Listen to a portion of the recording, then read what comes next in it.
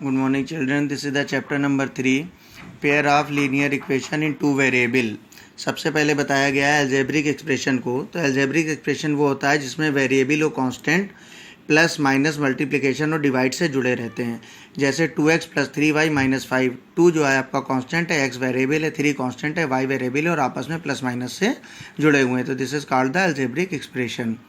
Equation, कोई भी algebraic expression को अगर किसी कांस्टेंट के बराबर कर देते हैं तो वो आपकी इक्वेशन कहलाती है। जैसे 2x + 3y एल्जेब्रिक एक्सप्रेशन है, इसको 5 के बराबर कर दिया गया तो ये आपका पूरा मिलकर के इक्वेशन कहलाएगी।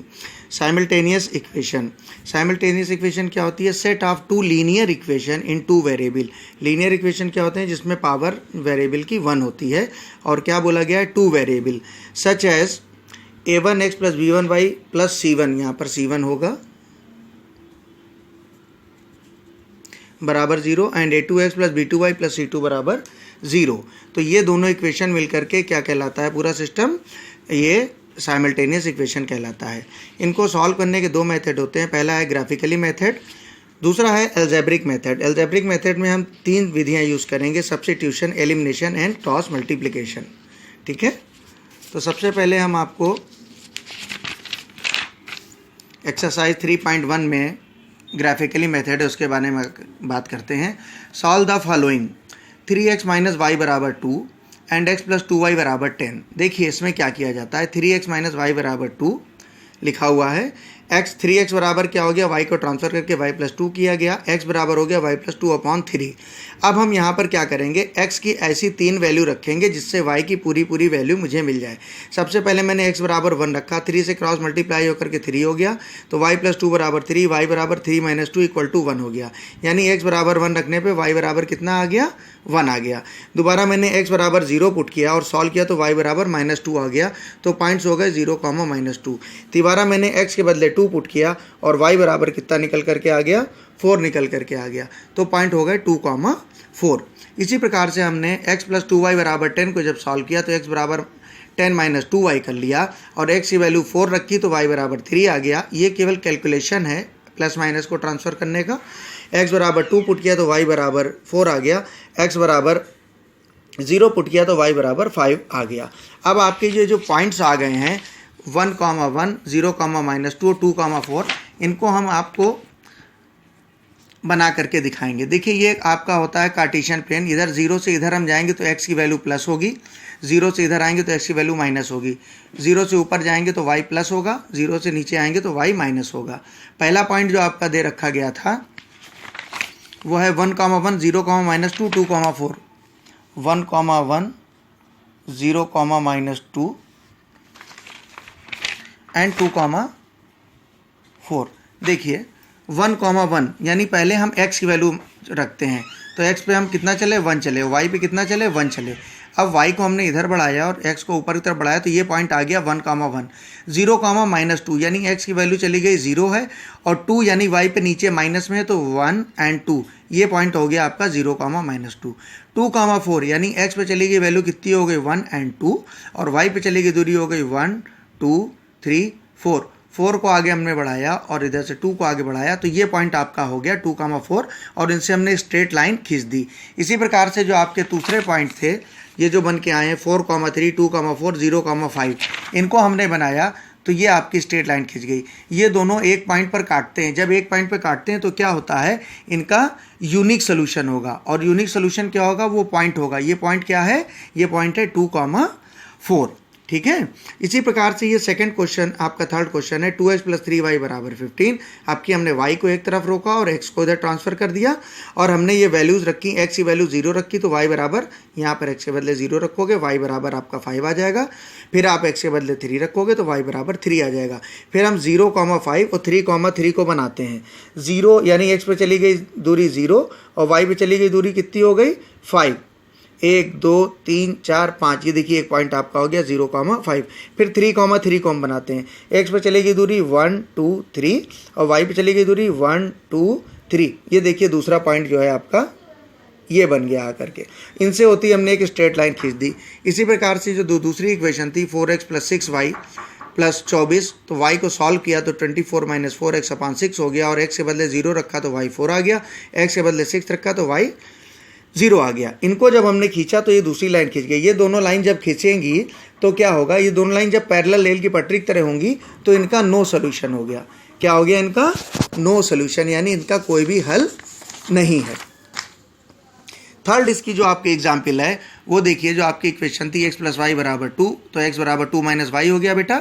आप x के बदले 2 रखोगे तो y की वैल्यू 0 आ जाएगी, x के बदले 1 रखोगे y की वैल्यू 1 आ जाएगी।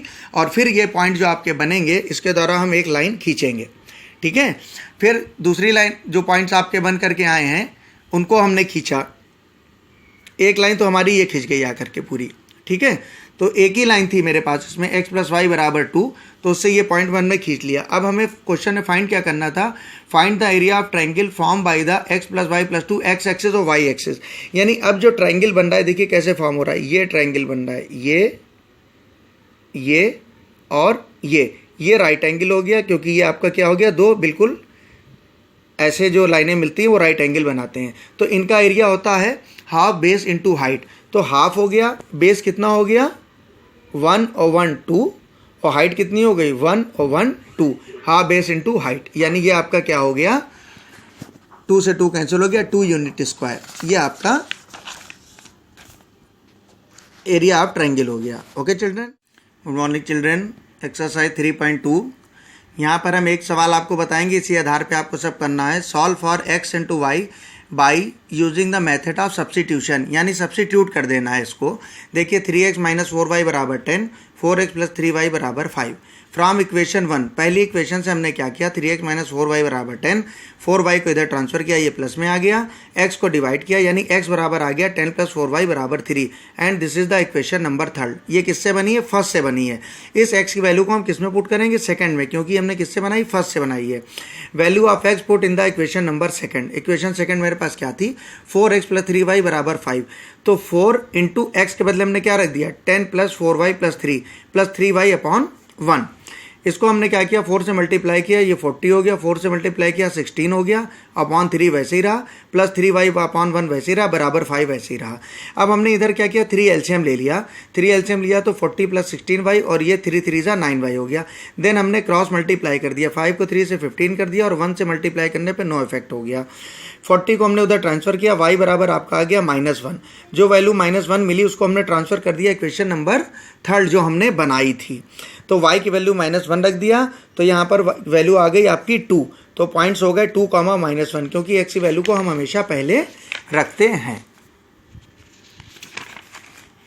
पेज नंबर 26, यहाँ पर देखिए किया गया है, solve the following for x and y by using the method of elimination. यहाँ पर दूसरा मेथड मैं आपको समझा रहा हूँ, ये एलिमिनेट कर देने वाला मेथड है। देखिए 8x - 3y = 13, 3x + 2y = 8, ये इक्वेशन 1 हो गई, इक्वेशन 2 हो गई। एलिमिनेट कब होते हैं, जब y के आगे के कोफिशिएंट भी बराबर हों और एक साइन प्लस का हो दूसरा माइनस का हो।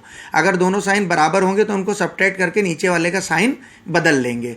बहरहाल यहाँ पर साइन तो बदले हुए हैं, तो यहाँ पर कोफिशिएंट 3 है, यहाँ कोफिशिएंट 2 है, तो इस इक्वेशन को हम 2 से मल्टीप्लाई कर देंगे और एक इक्वेशन को हम 3 से कर देंगे। देखिए 2 से मल्टीप्लाई किया तो कितना, 16 - 6x + 20 = 26। इसको 3 से जब मल्टीप्लाई किया तो 9x + 6y = 24। 6y से 6y कैंसिल हो गया, कितना बचा, 25x = 50। x को हमने क्या किया, काट दिया, कितनी वैल्यू निकल आई, 2। इस वैल्यू को हम 1 या 2 किसी भी इक्वेशन में रख सकते हैं। मैंने इक्वेशन नंबर 1 में रखा है। 1 क्या है, 8x - 3y = 13। तो 8x, x के बदले 2 रख दिया, -3y = 13। On solving we have the value y = 1। तो पॉइंट क्या हो गए, 2, 1 हो गए, राइट। इसी प्रकार क्वेश्चन नंबर 4 है, इसमें इक्वेशन ना देके इसको फ्रैक्शन में दे रखा है, तो पहले हम इक्वेशन में कन्वर्ट करेंगे। x/3 + y/4 = 4। यहाँ पर 4 और 3 का एलसीएम लेंगे, 12 आएगा, तो ये हो जाएगा 4x + 3y। 12 को इधर मल्टीप्लाई करेंगे, 48 हो जाएगा।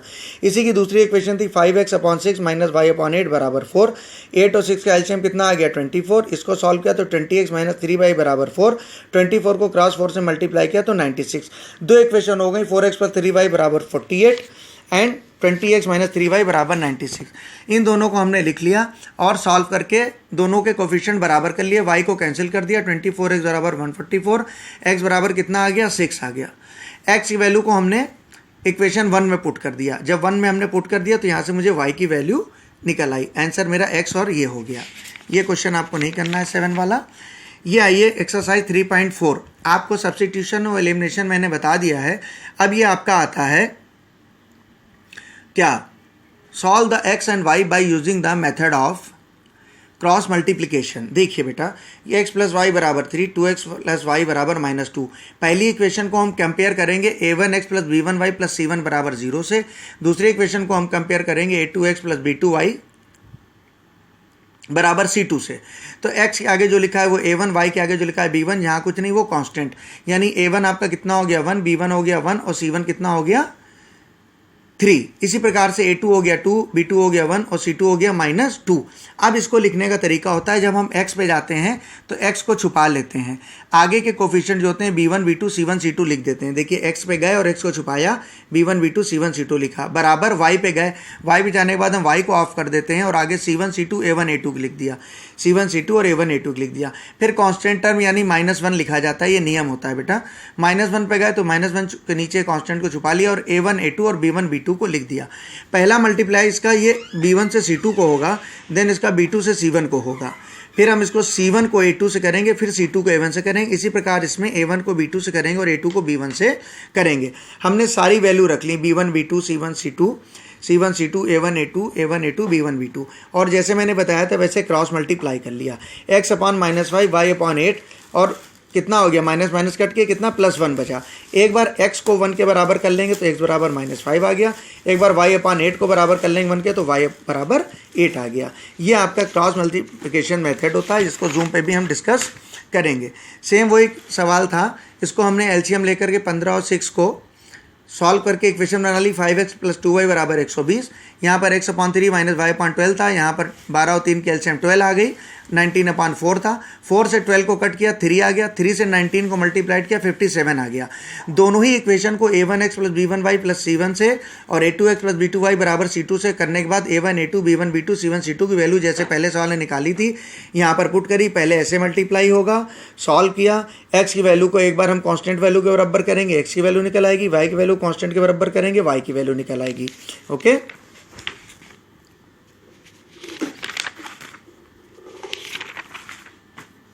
बाय। अब आपको 3.5 में मैं आपको दोबारा मिलूँगा।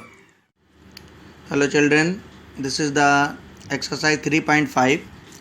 यहाँ मैं आपको कुछ बताना चाहूँगा। जिस प्रकार से अभी हमने ग्राफिकली ड्रॉ किया था और उसमें यूनिक सोल्यूशन, नो सोल्यूशन और मेनी सोल्यूशन आए थे, उसी प्रकार से हम जब इनको एल्जेब्रिक हल करेंगे तो कंडीशन लगती है if a1 upon a2 is not equal to b1 upon b2 तो मेरे पास यूनिक सोल्यूशन होगा। कहने का मतलब है अगर a1 अपॉन a2 10 आता है और b1 अपॉन b2 10 नहीं आता है, कुछ भी आता है, तो ये आपस में क्या हुए, बराबर नहीं हुए, तो ये क्या कहलाएगा, एक यूनिक सोल्यूशन कहलाएगा। दूसरा केस क्या है, if a1 upon a2 equal to b1 upon b2, अगर मैंने a1 अपॉन a2 निकाला और b1 अपॉन b2 के बराबर आ गया तो मुझे c1 अपॉन c2 भी निकालना पड़ेगा। c1 अपॉन c2 या तो बराबर नहीं आएगा या बराबर आएगा। अगर c1 upon c2 a1 upon a2 b1 upon b2 के बराबर नहीं है तो नो सोल्यूशन होगा।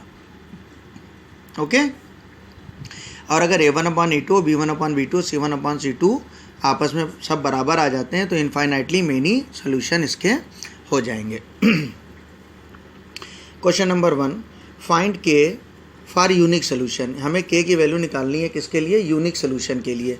हम जब भी कंपेयर करेंगे तो a1x plus b1y plus c1, a2x plus b2y plus c2, तो a1 और b1 निकलेंगे 2 और 1, 2 और 1, और b1 कितना निकलेगा, x बाद में लिखा गया है तो यहाँ पर जो पहला वैल्यू होगी वो क्या होगी, a1 है 1 और a2 है 1 और b2 है k, a2 है 1 और b2 है k।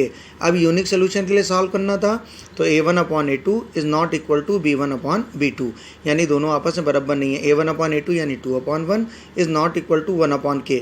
क्रॉस मल्टीप्लाई किया तो कितना हो गया, 2k, 1 इंटू 1 1 ही रहा, 2k is not equal to 1, k is not equal to 1 upon 2, यानी 2 डिवाइड में आ गया कि k क्या है, 1 अपॉन 2 के बराबर नहीं है। तो ये आपका k is not equal to 1 upon 2 means k 1 upon 2 नहीं होगा, बाकी चाहे वो कुछ भी हो जाए। Find the k for unique solution. Same वही क्वेश्चन है, यूनिक सोल्यूशन के लिए a1x plus b1y plus c1, a2x plus b2y plus c2, a1 b1 A2 B2 की वैल्यू निकाल ली।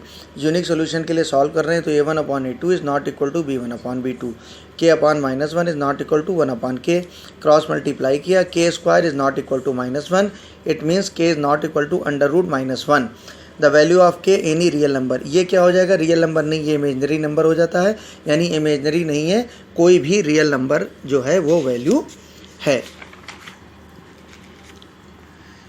Question number 3, show that the system of equation 5x - 10y = 0 and x + y = 3 has unique solution, यानी I have to prove, हमें खुद prove करना है कि इसका unique solution होता है। सिंपल सी बात है, इस इक्वेशन को हम a1x + b1y = c1 से और इसको a2x + b2y = c2 से कंपेयर करते हैं। देखिए a1 = 5, b1 = -10 और a2 = 1 और b2 = 1 आया। अब हम क्या करेंगे, a1/a2 निकालेंगे, यानी क्या होगा, 5/1 = 5 आया, और b1/b2 निकालेंगे तो -10/1 यानी -10 आया, यानी दोनों अलग अलग आए, बराबर नहीं आए। a1/a2 is not equal to b1/b2, इसलिए क्या है यहाँ पर यूनिक सोल्यूशन हो गया।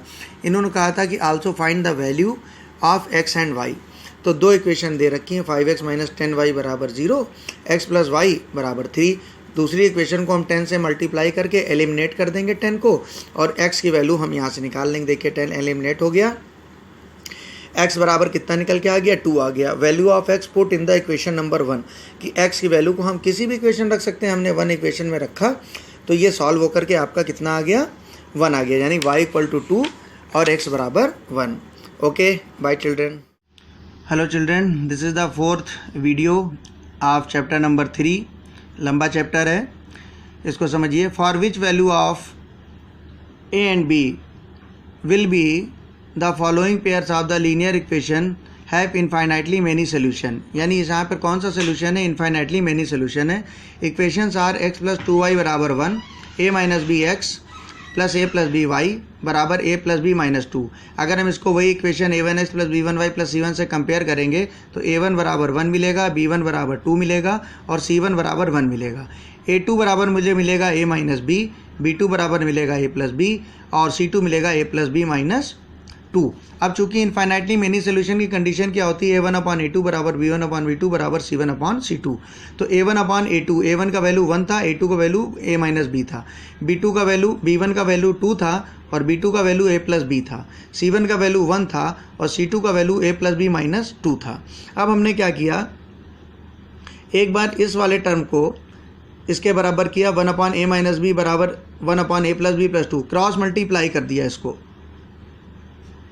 a + b - 2 को जब 1 से गुणा करेंगे तो a + b - 2 ही रहेगा, a - b को जब 1 से गुणा करेंगे तो a - b ही रहेगा। अब a से a कैंसिल हो गया, b उठ करके इधर आया तो ये -2 भी हो गया और इधर -2 था, -2 से -2 कैंसिल हो गया, b बराबर क्या हो गया, 1 हो गया। दूसरी बार में हम 2/a + b को बराबर करेंगे 1/a + b - 2 के, 2/a + b = 1/a + b - 2 के, और b की वैल्यू जो 1 थी वो हमने यहाँ पर पुट कर दी, तो ये आपका हो गया 2/a + 1, 1/a + 1 - 2। आगे देखिए इसको, 2/a + 1 ऐसे ही रहा और यहाँ -2 से 1 लेस होकर के -1 बचा, 1/a - 2 बचा। यहाँ पर भी हम क्रॉस मल्टीप्लाई करेंगे, 2a - 2 और a + 1 की गुणा करेंगे 1 से तो a + 1 ही रहेगा। a को इधर ट्रांसफ़र किया तो 2a - a हो गया, -2 को इधर ट्रांसफ़र किया तो ये 3 हो गया, 2a - a बचा और a बराबर कितना आ गया, 3, यानी a बराबर 3 और b बराबर आपका 1 हो गया।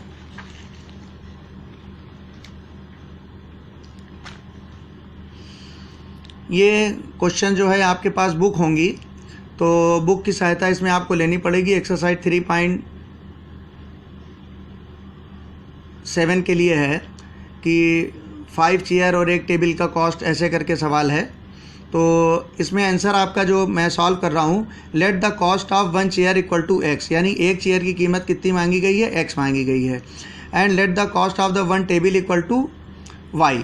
यहाँ पर हमसे कितना किया गया था, 5 चेयर और 4 कुर्सी का मूल्य जो था वो 2800 रुपये था, तो 1 चेयर का मूल्य x है इसलिए 5 चेयर का क्या होगा, 5x होगा, 1 टेबल का मूल्य y है इसलिए 4 टेबल का क्या होगा, 4y होगा।